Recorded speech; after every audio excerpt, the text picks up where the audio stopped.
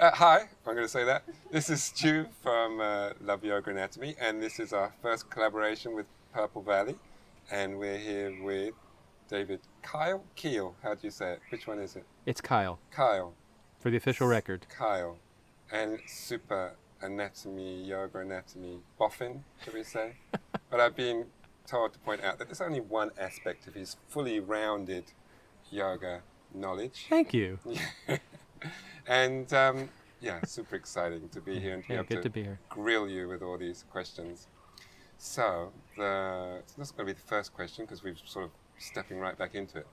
But something that's always interested me is some teachers say about the fact that in the Marichyasana, so for instance Marichyasana A, and more like B and D, doesn't really come into it so much for C, that this, the hip bone, so for instance on this side would be the right hip bone, should be grounded before you move forward, whereas it tends to come up. What are your feelings on that? Where do you go with that? Well, it's a forward bend, Mm-hmm. so I believe in bending forward. Yeah. Because you've bent one leg, you've made the pelvis more asymmetrical. The part that are we limiting this to A? No. Okay, mix around through all the Marichyasana. Yeah. Cool. D is like really evident. D is isn't it? really evident, and Yeah. so is B. Yeah.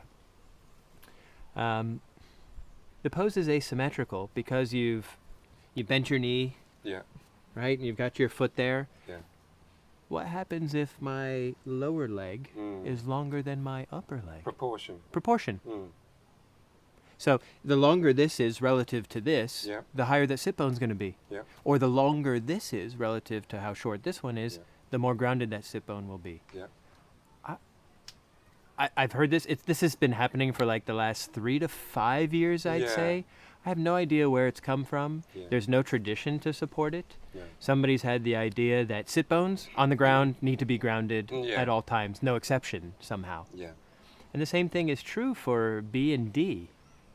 I would say if you do B and D with your sit bone down, most people are then going to have their other knee floating in the air. So you're choosing one over the other. Yeah. So you're going to have a good reason why. Yeah. Because if you look at traditional images of it, if you look at Guruji or Yeah. Sharat doing it, Yeah. sit bone is up, sit bone is up. Yeah. David Swenson, sit bone is up. Yeah. I think the exception is somebody like Richard Freeman, Yeah. super open hips, Yeah.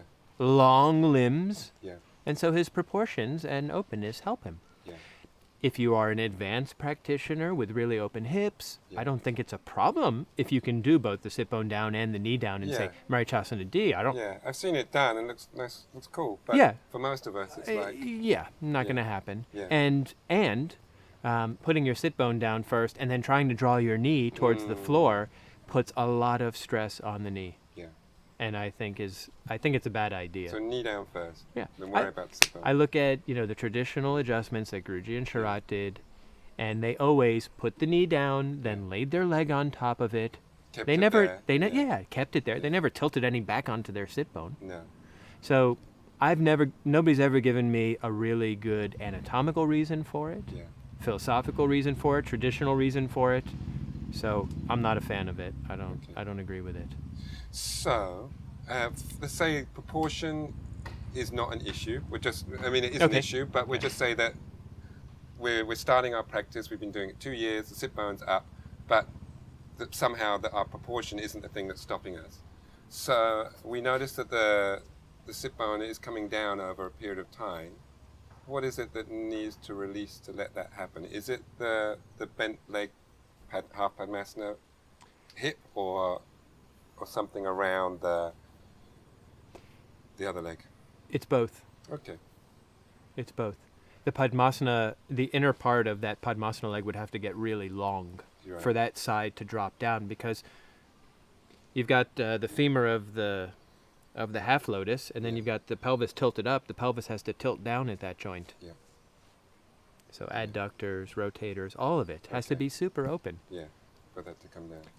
Yeah, and again, I wouldn't disagree with if you have your front knee down and your sit bone is up. Yeah. to intend it down in Yeah. order to create the opposition of lengthening your spine and twisting. I'm not opposed to that at all. No. So the intention is there, but it's not a Not a requirement. exactly. I think what's happened is some advanced practitioners who have opened their hips through, say, 3rd series and 4th series or Yes. whatever, or naturally have that type of body, Yeah. have started applying that to beginners. Yeah. And I think it's a mistake. Okay. So if we I don't know where it Yeah. started, but it started Yeah. somewhere. Yeah. I mean, it didn't make sense to me, so that's why I thought I'd bring it up with you. Doesn't make sense to me either. Yeah. So that's another thing we agree on.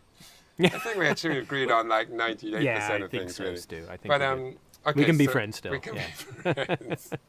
If we go back to A, Yeah. you know, as you come forwards more, it can be that hip lifts up more. Yeah, as and you start to lean And you over. start to lean over. Yeah. So is that okay, or you know, is that? Well, Are we kidding ourselves that we're going forward more by no. leaning that way? Or no, we're not Yeah. kidding ourselves.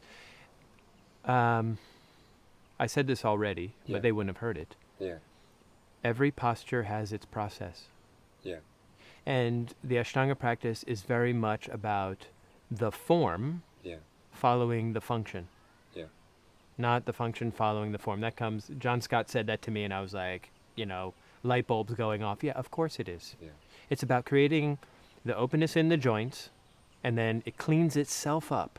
yeah, That's the thing is, if we're always trying to fix it, then we're going on that assumption that something's wrong. But there's nothing wrong. Everything's fine.